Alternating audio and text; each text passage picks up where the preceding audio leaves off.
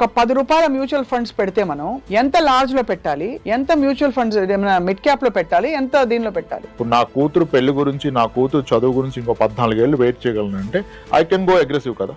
Maybe small caps, mid caps consider చేయొచ్చు. కానీ 3 ఏళ్లలో కూతురు పెళ్లి ఉంది అంటే,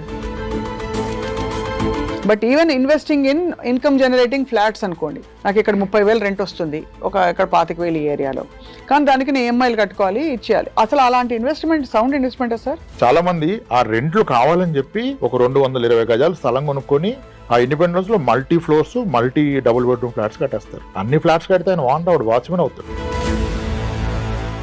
అందరికీ నమస్కారం. I dream special candid conversation కి స్వాగతం, వెల్కమ్.